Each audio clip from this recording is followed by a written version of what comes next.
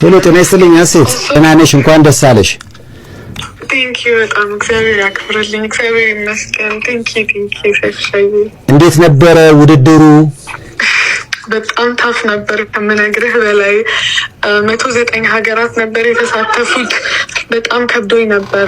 ለምን እኔ ምንም ተዘጋጅቼ ስልህ እንደነሱ አልተዘጋጀሁም እና እንደነሱ እንዳልተዘጋጀሁኝ እግዚአብሔር በጣም ሞገስ ሆነኝ ከምነግርህ በላይ እና በጣም ጥሩ ውድድር ነበረ። 109 ሀገራት ነው የተሳተፉት። ሁለተኛ ነው የወጣሁት። ኢትዮጵያ የመጀመሪያዋ ነው እንደዚህ አይነት ውድድር ላይ እንደዚህ አይነት መድረክ ላይ እንደዚህ አይነት ውጤት ሲመጣና በጣም ብዙ ነገር ነበረ ሰፈር ያደረኩት መድረስ ግን እግዚአብሔር ይመስገን እግዚአብሔር ካሰኝ። እነሱ ተዘጋጁ ስትይ በምን ተዘጋጁ? ያንቺስ ክፍተት ምን ነበር? ምክንያቱም ውጤቱ በራሱ በጣም አስደሳች ነው እኮ። በጣም ነው የሚገርመው። እኔ አልዋሽህም። እነሱ ያላቸው ዝግጅት ስልህ እነሱ ማለት በሀገራቸው ነው የሚደግፋቸው። ቦትስዋና የአንገቷ እያደረገችው የነበረው ፒውር ዳይመንድ $20 ሚሊዮን የሚያወጣ ዳይመንድ ነው። ይህን ያህል ነው ሀገራቸው የሚያግዛቸው። እነሱ ሱቪኒር በመስጠት በብዙ ነገር እኔ ቀሚሴን በጣም ብዙ ነገርን በራሴ ነበር ከበር ያደረኩት። በዚህ አጋጣሚ ማራናት አትኩ በጣም ነው አመሰግነው። እሷ ናት ቀሚስ የላከችልኝ። በጣም በብዙ ነገር ነበር እንትን ያልኩት። የምደርስ አልመሰለኝም ነበር። አልዋሽም። ምንም መዋሸት ያስፈልገውና በጣም ነው ደስ ያለኝ። እነሱ እዚህ በጣም ብዙ አክቲቪቲዎች ነበሩና ከዛ አክቲቪቲዎች ላይ ነው ብዙ ነገር እየወሰዱ የነበሩት። ያው ሀገርህ በጣም እንደሚደግፍህ እንደማይደግፍህ ማየት ይፈልጋሉ። እኔ ደግሞ አንድ ሰው የለም ነበር ክራውድ ውስጥ ቺር እያደረጉልኝ የነበሩት አፍሪካዎቹ ነበሩና ኢትዮጵያውያን አልነበሩ። ያ ነበረ ብቻ እግዚአብሔር ይመስገን። በጣም ደስ ይላል።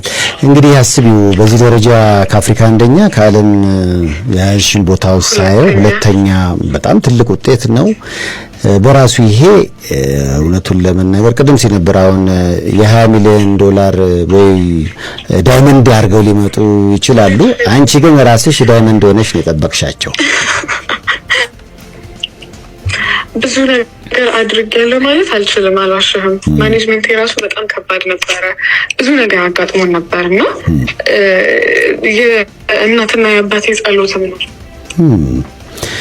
እንደውም እንደዛ ቢዚ ነው ማሰባ። እንደውም ምናልባት ሰይፎን ኢቢኤስ ላይ ሁሉ መጨረሻ ሰዓት ላይ ፕሮግራም ልንሰራ ስንዘጋጅ ነው በመሃል የተላለፍነውና ስለ እናትሽ ስሰማ ለእናትሽ የተለየ ቦታ አለሽ? እስኪ ስለ እናትሽ ንገሪን እስኪ። እናቴ ፖሊስ ናት እና አባቴ ደግሞ ሹፌር ሆኖ ነው ያሳደገኝ። በጣም ቤተሰቦቼ በጣም ኢንቨስት አድርገውብኛል ከምነግርህ በላይ። ካቴድራል የተማርኩት እና እንደዚህ ውድድር ውስጥ እንደዚህ አይነት ኢንዱስትሪ ውስጥ ገባለሁ ብዬ አስቤ አላውቅም፣ አልዋሽህም። ሁልጊዜ ትምህርት ላይ ነበርኩኝ።